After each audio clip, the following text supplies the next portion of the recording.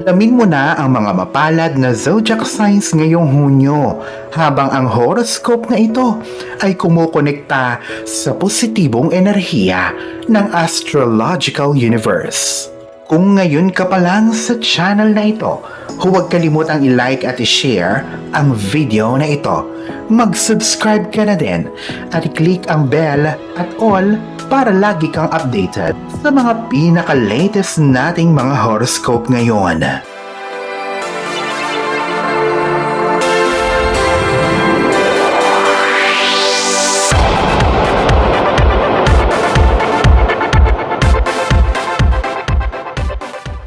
Aries, isang napakagandang buwan ng Hunyo para sa iyo, mahal kong Aries. Ang Gemini season na ito mula May 21 hanggang June 20 ang nagbibigay sa iyo ng inspirasyon na makipag-socialize at bumuo ng mga koneksyon sa mga tao na may kapareho mong interes. Kung ikaw ay single, ang pakikipag-date ang siyang iniisip mo sa buong buwan ng Hunyo. Ikonsidera ang pakikipag-date sa umpisa ng buwan. Sa Hunyo, ikaw ay makakatanggap ng malaking halaga ng pera. Ito ay susurpresahin ka at maaaring mangyari sa pagitan ng June 1 hanggang June 21. Kung ang prediksyon na ito ay magkatotoo, ikaw ay malamang nabigyan mo ang sarili mo ng isang espesyal na bagay o isang magandang bagay para sa iyong bahay o di naman kaya ay pagyamanin ang kaalaman mo sa ibang lengguwahe o alagaan ang sarili at pataasin ang vibration sa pag-attend ng mga meditation course. Taurus, ikaw ay talagang mapalad ngayon, Taurus. Ihanda ang sarili para sa isang kasiyasiyang pakikipagtagpo sa celestial na impluensya ng planetang Jupiter. Habang ipinagkakaloob na nito sa iyo ang matamis na biyaya sa iyong zodiac sign. Ang mga posibilidad na ito ay magbubunga na sa financial gains, mga paglalakbay o mga accomplishments para sa isang malaking layunin sa panahong ito. Pakasamantalahin ang tsansang ito. Ang mga nakakasabik na pagbabago ay naghihintay sa iyo sa umpisa pa lang ng buwan, partikular na para sa mga nagpaplanong magpakasal. Pareho ng isang astrologer, ang San Sinukob ay kaya kang tulungan at gabayan sa pagdiskubre ng mga ideal na pang-adorno o mga materyales sa pagpapaganda ng iyong bahay. Tahanan.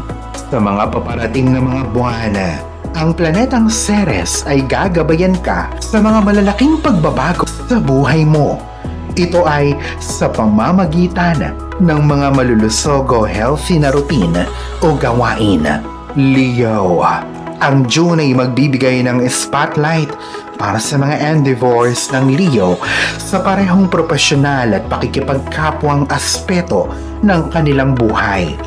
Ngayong buwan na ito, ang mga planeta ay nakaayos upang mas pagyamanin pa ang iyong artistic na talento at ang natural mong kakayahan sa pagiging leader.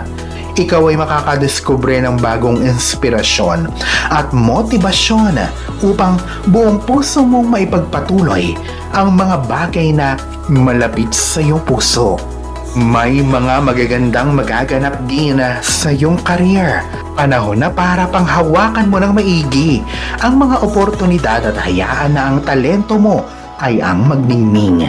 Bukod pa dito, ang iyong Hunyo ay mapupuno ng mga kapanapanabik na kaganapan.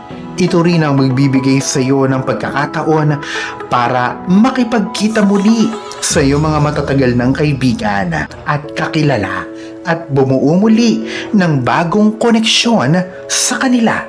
Yakapin mo na ang iyong inner light at hayaan itong magningning para makita ng lahat. Sagittarius, ang June ay buwan ng expansion at adventure para sa mga Sagittarius. Ikaw ay nakaposisyon na para sa mga exciting na paglalakbay dahil ang mga celestial bodies ay nakaayos na para suportahan ka sa iyong mga ninanais para sa eksplorasyon, kaalaman at yakapin ang mga malaking pagtatagpo sa iyong buhay.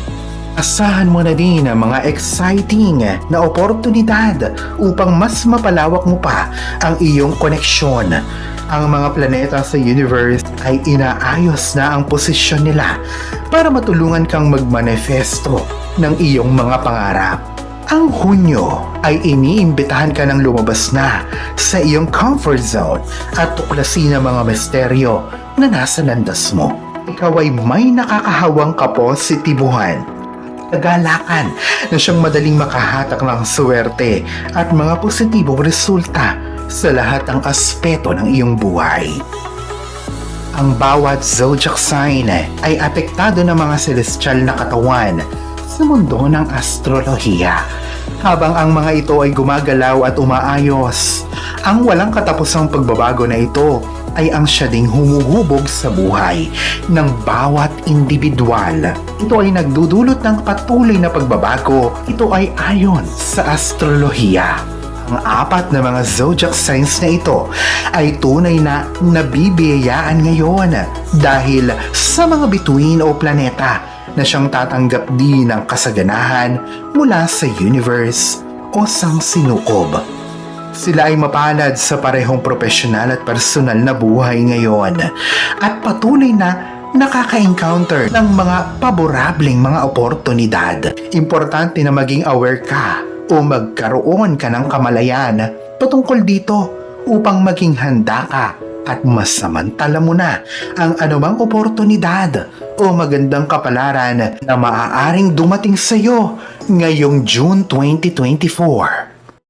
Alalahanin na sa poong may kapal pa din, nagmumula ang lahat ng pagpapala, ang kasipagan at ang kabutihan sa ating kapwa kasabay ng buo mong pananalig sa may kapal. Ang siya pa rin na dapat ay manaig. Ang mga ito ay mga gabay lamang. This is Fidel Rosario. Thank you for watching.